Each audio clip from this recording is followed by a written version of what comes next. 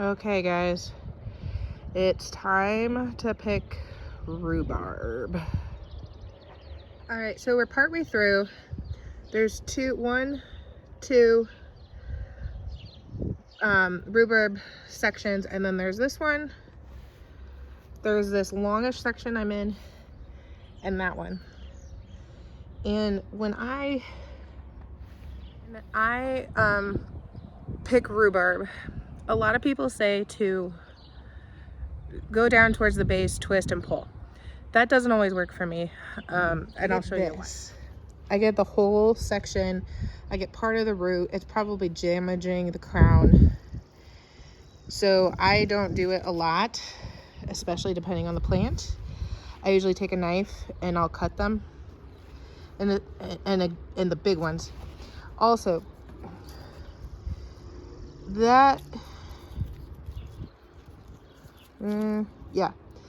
that is the start of a seed head. One of those things. And some people think you leave those, it helps the plant. It doesn't. It really doesn't. At least my experience and my perspective is that all it does is it takes energy from the plant and puts it into putting into seed, which I don't want. I don't want seed. I want rhubarb. I want the stems.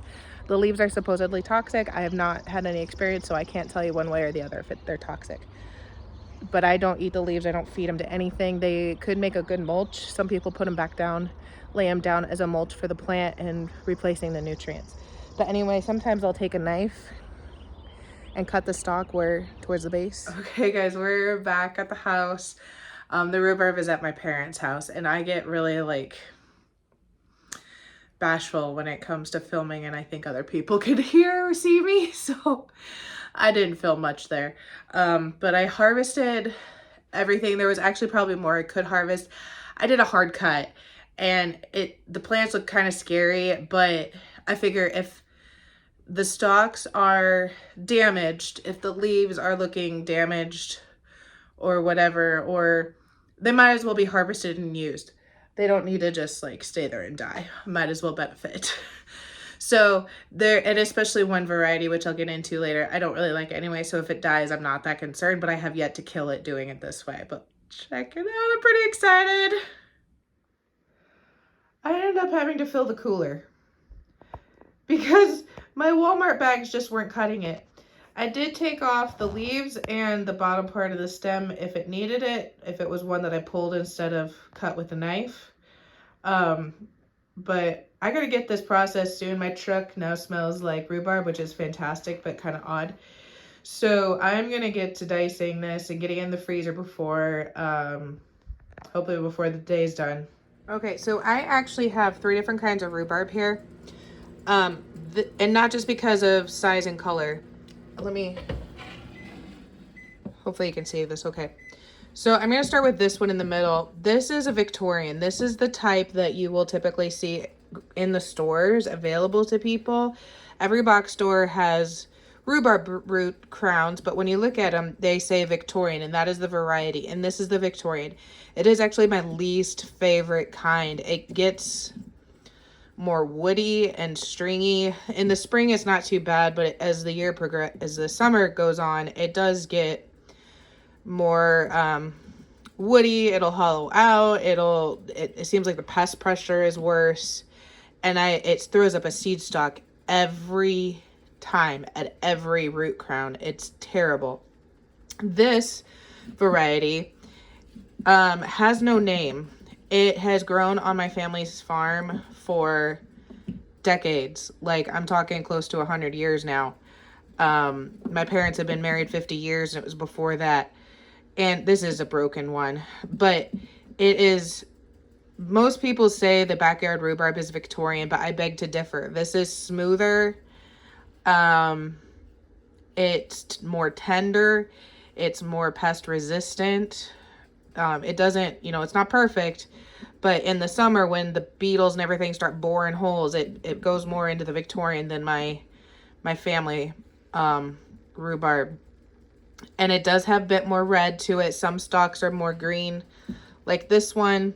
My family believes that the redder the better, the smaller and more tender the better. I cook it all. And then this variety, I can't remember if it's a Valentine rhubarb or a Canada Red. I think it's a Valentine, and it should be a lot bigger. It should be more stalks like this in size, but it has just not done well where I have it at my parents'. It's probably been there close to 8 or 9 years, I would say. But it is a deep dark red. Even like the interior has a red tint to it. Sometimes it goes green. But I really like it. I like all rhubarb, so I just mix it all so you can't tell the difference between the Victorian and my other rhubarb. This is more like my traditional home rhubarb. It's more tender. It's not as rough. Right now the stalks are smaller, even though they should be larger, but so far I've really liked this as well. So once I chop it up, I label the bag just in case someone else has to grab it, or I want to know what I did first, because I might get more in the season, and then I just put it in the freezer. Voila. Okay, it's actually a couple days later. Sorry about the light. And life, you know, full-time job, full-time kid. I decided I was gonna start weighing all this to see how much rhubarb we actually bring in. So I have my scale here. About 3 pounds, 7 ounce. So I'll write that down. This is the bag that we threw in the freezer the other day. I ran out of time, so what I did is I chopped the other stalks into a length that would fit in these gallon bags, and I stuck them in the fridge. I found if I just put them in the fridge, they get kind of dried out and stuff and start curling more, and so then I have to chop off more of the stalk, and I'd like to save as much as possible instead of throwing it away. So they are in the fridge. I'm gonna get cracking on chopping them up, and hopefully we can maybe bake some things with this. Before I forget, I do prefer to use some kind of serrated knife to chop my rhubarb. It can act a little bit like celery in the stringy kind of pulling off the outer stuff. And it's not that it's bad, it's just you just gotta plan appropriately. So I do prefer a serrated knife. This is one by Pampered Chef that I really like. It's very sharp to start out with. At some point I probably need to have it professionally sharpened again, but I do prefer the serrated knife. When I go out, I make sure, even if I have one of these kind of steak knives, that the serration is pretty sharp as well. There's a certain one at my parents that I know seems to cut the rhubarb better than the other ones. So it's totally personal preference. It's just what I prefer, and I've learned over the years of working with rhubarb and stuff that I like. If I come to a stalk, like all these are pretty small, but like some of these stalks that are bigger, I will like slice it down the center or something. I prefer smaller chunks. I've seen people do the 1-inch cubes. I don't prefer that. I prefer it smaller.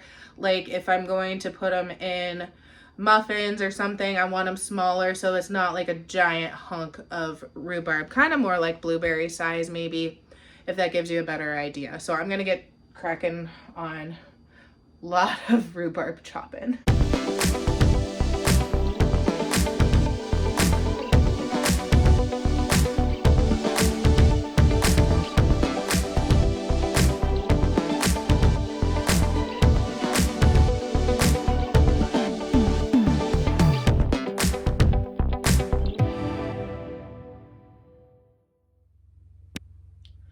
I'm going to kind of talk to you as I finish chopping. I'm sure you guys are tired of seeing chopping, but this is only bag 1 of like 6 that I have to do. I'm debating about what to do with the rhubarb, because I'd like to get something baked today, but I'm torn because I want it all. I love rhubarb. I love rhubarb recipes. I've made jam, we make sauce. Sometimes we make sauce for my dad. He's a diabetic, so we make it with Splenda. I make a rhubarb cream pie that's pretty darn amazing. My mom will make strawberry rhubarb, mostly for my dad. He loves pie, but we make the pie with Splenda because he's diabetic. Muffins, I have a rhubarb bread recipe that'll turn into muffins or regular bread. Crisp. 2 or 3 different kinds of bars that I've made. I just love rhubarb. They say rhubarb is a vegetable you eat like a fruit or use as a fruit, and it is so true. I don't know what it is. I'm not a super tart person, but I just love rhubarb. Maybe because it's all the sugar you have to put in with it. I don't know. So I'm debating about what I want to do first as far as baking. I'm thinking I'm going to do muffins, but I'm going to do my blueberry muffin base because it's not as sugary. It's more like your cafe muffins that you would get from your latte store, your coffee shop, or whatever. And funny story about the bag I'm emptying right now is I was reusing it from something else, and I had turned the bag inside out to dry and failed to realize that when I started filling it, it was inside out. So I had to figure out how to zip it shut when I had already filled it and was tired and didn't have the energy to do that. Anyway, I'm gonna finish up this bag. We'll weigh it and see how, add that to the tally, and need to really decide what I want to make. I've decided we're going to do muffins. My blueberry recipe with rhubarb instead of blueberry muffins. I do have another recipe that starts as a, it's a sweetbread that I'll turn into muffins, but I'm not really feeling that right now. I'd like to get some more things in the freezer. I've been, of course, eating the breakfast burritos and croissants that we made. I think I just posted that video. I'm a little frazzled in case you couldn't tell. But I've been eating some of those. We had some oatmeal today, and I think I'm ready for some muffins again. So I can link this recipe down below. It's not one of my family's or anything. And I'm not going to try to say this website because I'm going to make it wrong. But I'll find it, and if it's still available, I'll link it in down below. And if it's not still available, I will list the recipe from her. About getting, this is my messy cabinet. Pay no attention. Okay, I'm going to do a double batch. I think I have more flour. I do have more flour. Okay. So I'm going to talk doubling recipe. So I'm going to use 6 cups of flour. 6.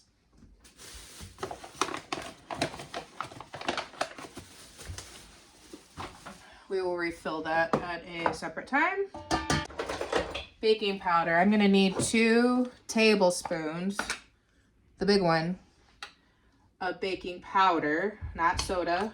All right, I did change my shirt because I spilled stuff all over it. Okay, so that was 3 cups of flour, 2 tablespoons baking powder, and now I need 4 cups of sugar. This is a half cup measure, so don't freak out when I do 8.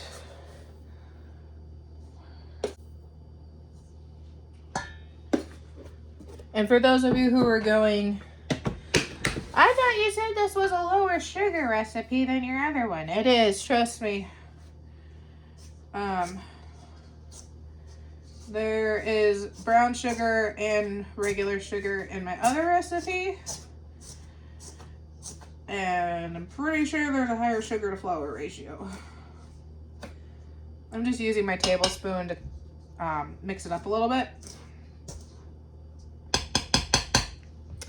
All right, now, in the past, I grew up using margarine.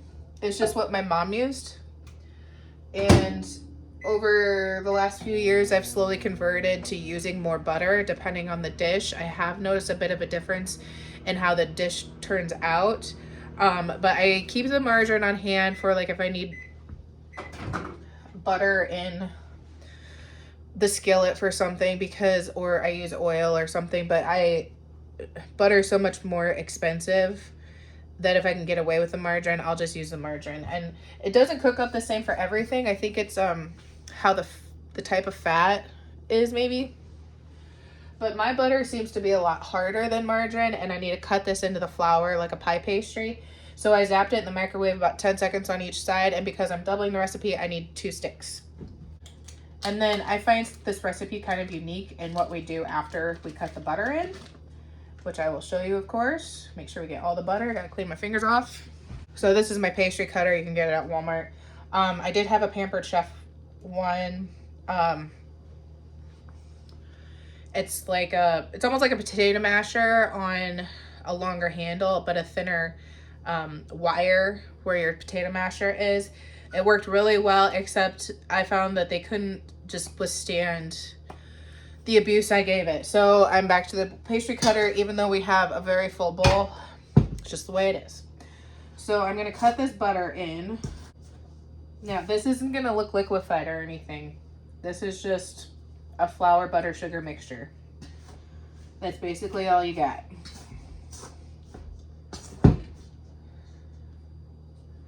Okay, I'm gonna call that good. I'll bring it down in a second so you can see what I'm talking about.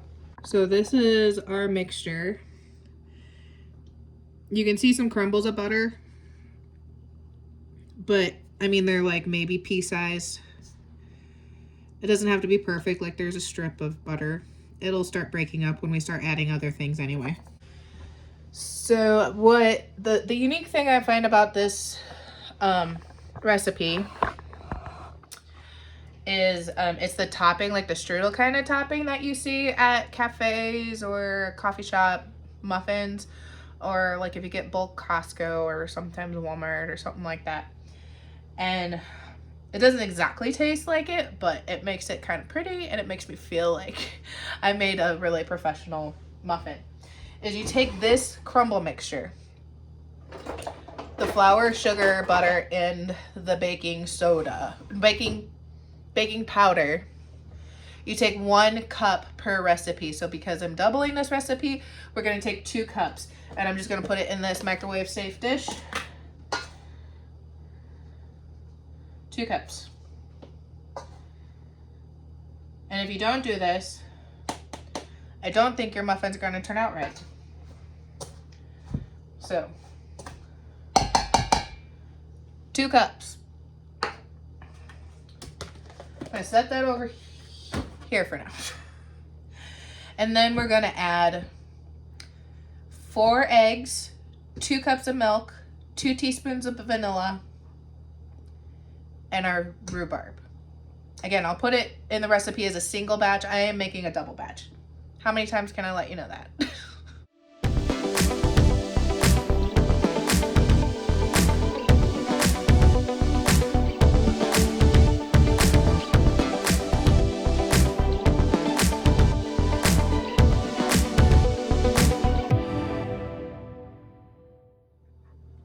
Okay, assuming I didn't edit it out, I struggled quite a bit getting my vanilla open. If you didn't see one of my other cooking, baking videos, I don't know. I made my vanilla out of moonshine because we weren't drinking it. You might as well use it for something. For some reason, that sucker just sticks like glue sometimes. So I, once in a while, have to get Colton to open it. I didn't tighten it this time, so fingers crossed I don't spill it up in my cabinet because it is potent stuff. Anyway, so the rhubarb. Typically when I make one recipe and it calls for blueberries, the recipe says 1 3/4 cups of blueberries. I don't typically look at that because I found when I'm scooping things into my muffin tins, the blueberries like come to the top or something and there's not as many in the bottom, so I might add more, or I like a certain ratio. Sometimes I like a lot of fruit in my muffins. I don't like 3 or 4 blueberries. If I have a bag that has really tiny blueberries, which I have had before, I might not add as many because they're everywhere. And if I have really big blueberries, maybe I'll add more. It's just, I do it by sight and preference versus the recipe. So that's kind of what I'm gonna do with the rhubarb. I'm probably gonna add 3 or 4 cups, but if I feel like I need more or less, then I will do that based on my preference. You do you. I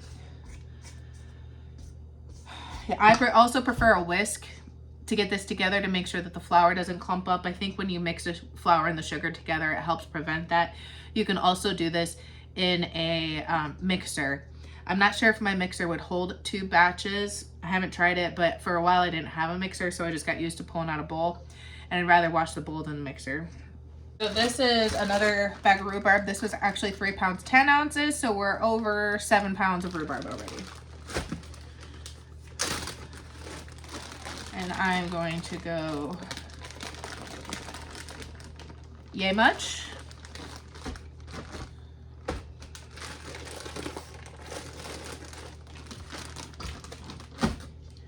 I'm going to fold it in.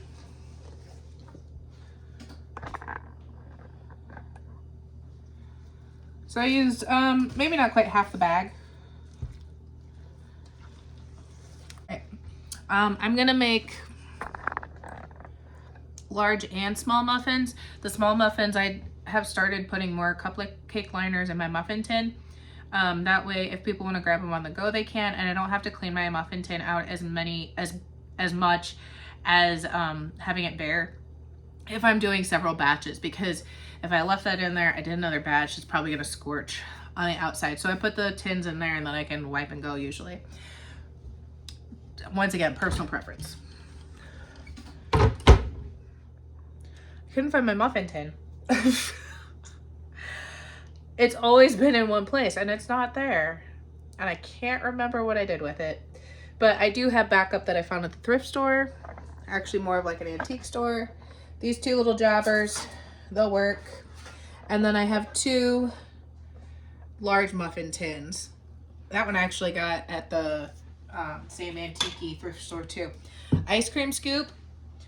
A scant 1 for these and a scant 2 for these seem to work really well for me. And we just pluck them in.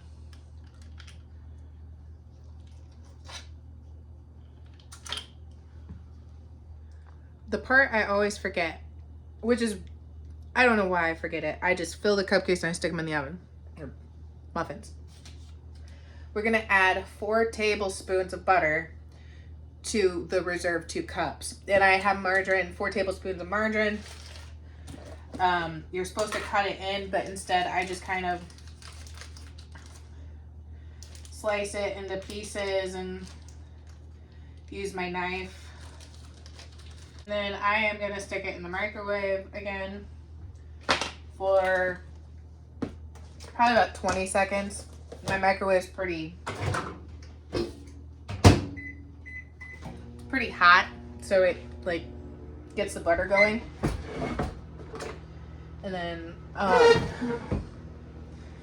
for some reason I find it easier to put the topping on with a fork, and you do this before you bake it.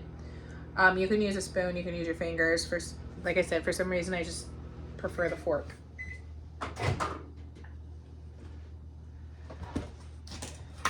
You can also help mash in that butter or margarine or whatever you use for your topping. And when the butter's melted a little bit, it helps to clump it better than having the flour sugar powder. I'm thinking you could probably do like some oatmeal in this if you wanted more of like a strudel topping, or if you find a strudel topping recipe, adapt it with this flour sugar mixture. Because I have some melted butter in there now, it looks more like this.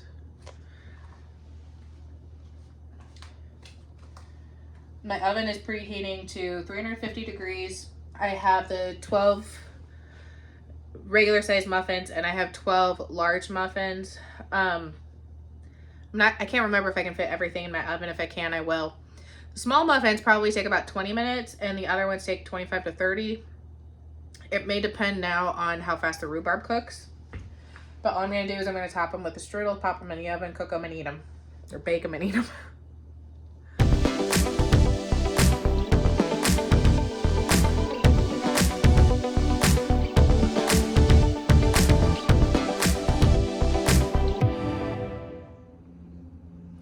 Okay, I think I decided I'm going to do a second recipe.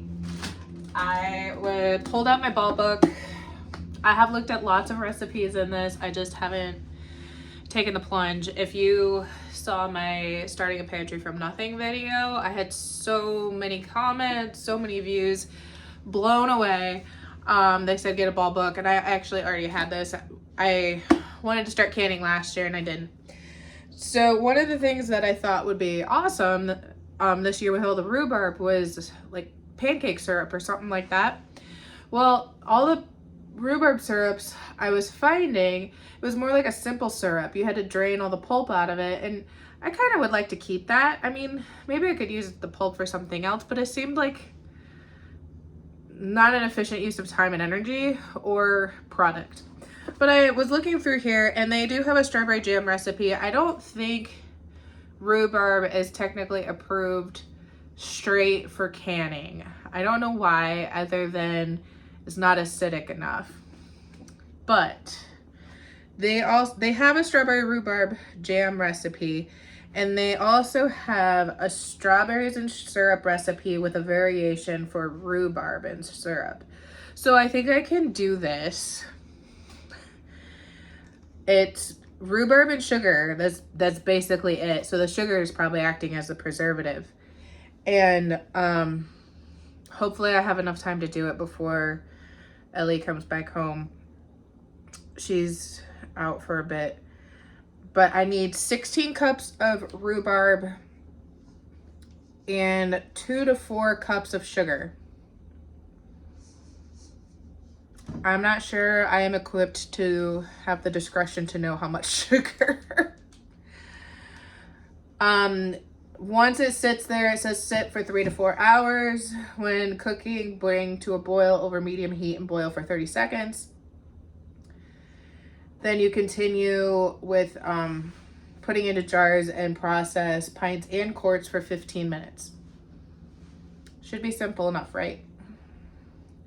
I think I'm gonna do pints.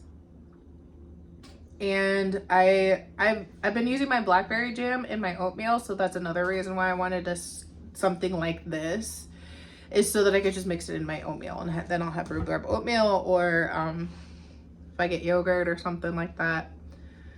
So we shall see.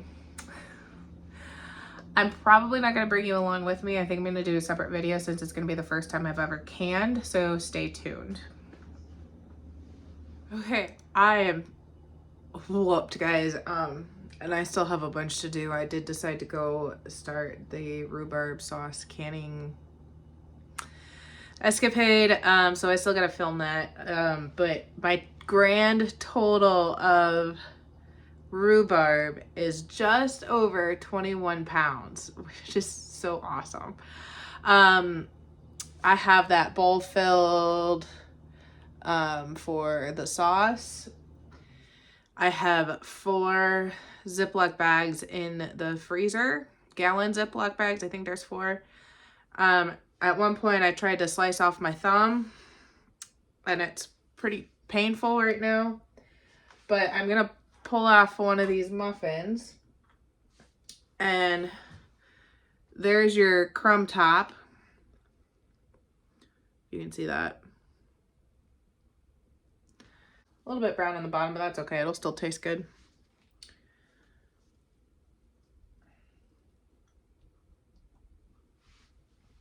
It's really hard to see the rhubarb pieces in there.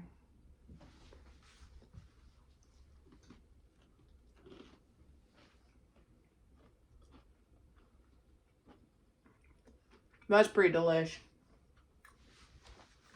There's another rhubarb piece.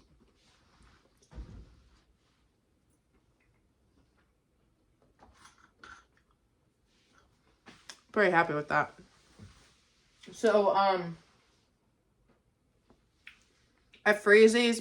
If you don't want to freeze them, that's fine. But I found that they do mold quickly because they're very moist muffins.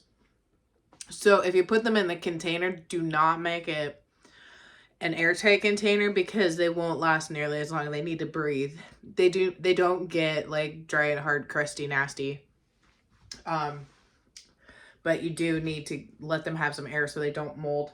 That sugar topping right now, the flour, sugar, butter, It's crunchy right now. It does soften up, and that's kind of what starts molding that and anything around the fruit, if it's blueberries or the vegetable with this with the rhubarb.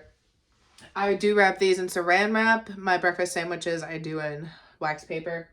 These are fine in saran wrap. And then I put them inside a Ziploc bag in the freezer, and they keep really well for quite a long time. I would say at least a couple months. I can't remember how long I've kept them because usually we eat them pretty quickly. But I think I'm going to call it for this video. Like I said, I'm whooped. I wish I could tell you more about rhubarb. It's just one of those plants that I adore. It's low maintenance. You plant it and forget it, really. I got to check mine. I might have killed it, actually, because I forgot to check on it. Since I planted it, I planted a couple new ones here. I don't think I posted that video. It was just a little clip.